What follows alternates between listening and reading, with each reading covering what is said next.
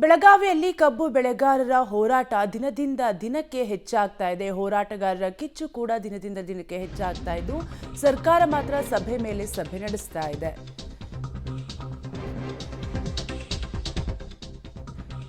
ಕಬ್ಬಿನ ಕಿಚ್ಚು ಆರಿಸಲು ಸಿಎಂ ಸಿದ್ದರಾಮಯ್ಯ ಮಧ್ಯ ಪ್ರವೇಶಿಸಿದ್ದು ಪ್ರಧಾನಿ ನರೇಂದ್ರ ಮೋದಿಗೆ ಸಿಎಂ ಸಿದ್ದರಾಮಯ್ಯ ಪತ್ರ ಬರೆದಿದ್ದಾರೆ. ಕಬ್ಬು ಬೆಳೆಗಾರರ ಸಮಸ್ಯೆ ಬಗ್ಗೆ ಚರ್ಚಿಸಲು ಸಮಯ ಕೋರಿ ಸಿಎಂ ಪತ್ರ ಬರೆದಿದ್ದಾರೆ ಪಿಎಂಗೆ. ಕಬ್ಬು ಬೆಳೆಗಾರರ ಪ್ರತಿಭಟನೆ ಬಗ್ಗೆ ಪತ್ರದಲ್ಲಿ ಸಿಎಂ ಉಲ್ಲೇಖವನ್ನ ಮಾಡಿದ್ದಾರೆ.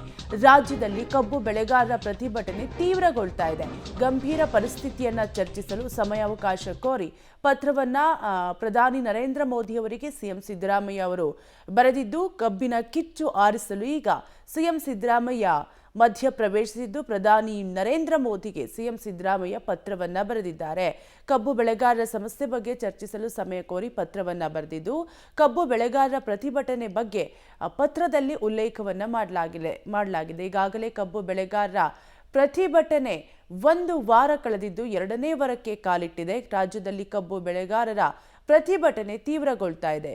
ಗಂಭೀರ ಪರಿಸ್ಥಿತಿಯನ್ನು ಚರ್ಚಿಸಲು ಸಮಯಾವಕಾಶ ಕೋರಿ ಸಿಎಂ ಸಿದ್ದರಾಮಯ್ಯ ಪ್ರಧಾನಿ ನರೇಂದ್ರ ಮೋದಿಗೆ ಪತ್ರವನ್ನ ಬರೆದಿದ್ದಾರೆ. ಪ್ರತಿ ಟನ್ ಕಬ್ಬಿಗೆ 3,500 ರೂಪಾಯಿ ದರ ನಿಗದಿ ಮಾಡಬೇಕು ಅಂತ ಪಟ್ಟು ಹಿಡಿದಿರುವ ರೈತರ ಹೋರಾಟ ದಿನದಿಂದ ದಿನಕ್ಕೆ ತೀವ್ರಗೊಳ್ತಾ ಇದ್ದು ದಿನಕ್ಕೊಬ್ಬರು ಸಚಿವರು ರೈತರ ಪ್ರತಿಭಟನಾ ಸ್ಥಳಕ್ಕೆ ಭೇಟಿ ನೀಡುತ್ತಿದ್ದಾರೆ. ಆದರೆ ಸಮಸ್ಯೆ ಮಾತ್ರ ಇದುವರೆಗೂ ಬಗೆಹರಿದಿಲ್ಲ. ಹೀಗಾಗಿ ಈ ಕಬ್ಬಿನ ಕಿಚ್ಚು ಆರಿಸಲು ಸ್ವತಃ ಸಿಎಂ ಸಿದ್ದರಾಮಯ್ಯನವರೇ ಮಧ್ಯ ಪ್ರವೇಶಿಸಿದ್ದು ಪ್ರಧಾನಿ ನರೇಂದ್ರ ಮೋದಿ ಅವರಿಗೆ ಪತ್ರವನ್ನ ಬರೆದಿದ್ದಾರೆ.